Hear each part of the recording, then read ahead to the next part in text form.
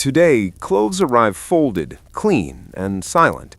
In 1900 America, every piece of fabric came soaked in noise, sweat, and sacrifice.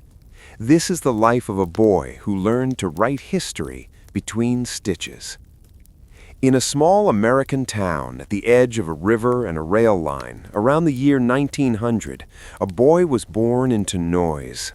Not the noise of celebration, but the steady, grinding sound of labor. His earliest memories were not lullabies or stories read at bedtime, but the rhythmic clatter of sewing machines echoing through thin wooden walls. The town lived off garments, shirts, trousers, uniforms stitched for cities the boy would never see. And from the moment he could stand, he was surrounded by fabric that smelled of sweat, dye, oil, and ironed hope. The town itself was unremarkable on maps. One main street, a church, a schoolhouse that many children never finished. Rows of worker housing packed close together, built fast and cheap because time was money and comfort was optional. The garment factory rose above everything else like a brick monument to necessity. It did not promise dreams, it promised survival.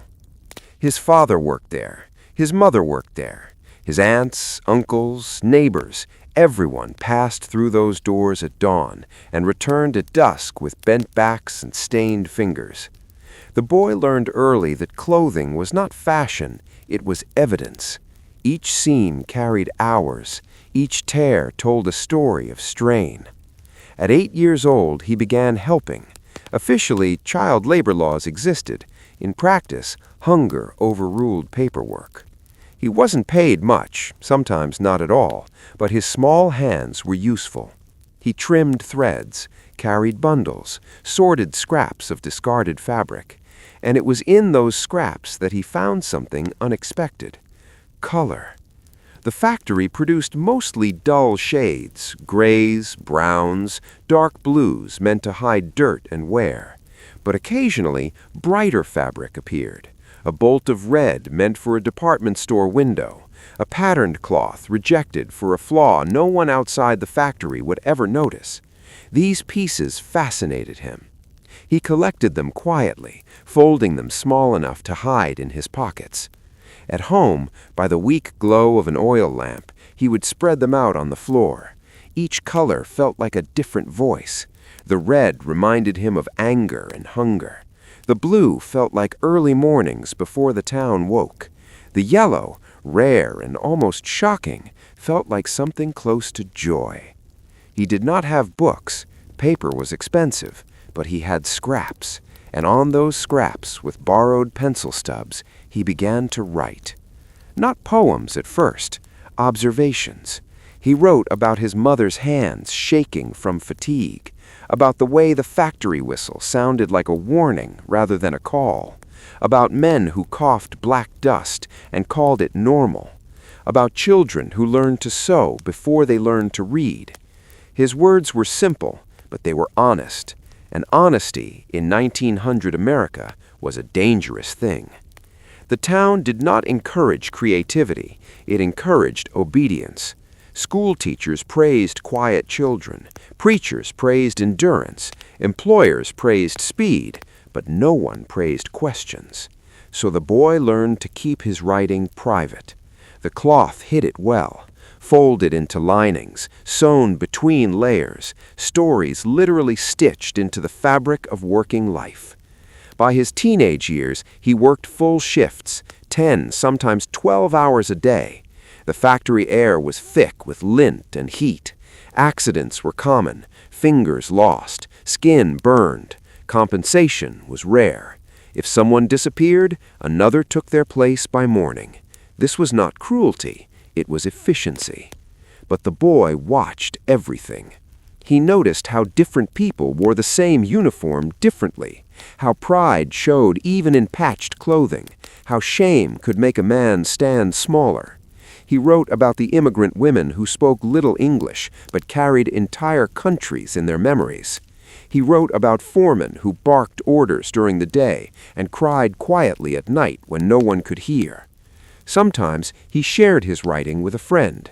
Sometimes a line would appear anonymously in a local paper, submitted by someone who believed the words deserved air. Most readers skimmed past it.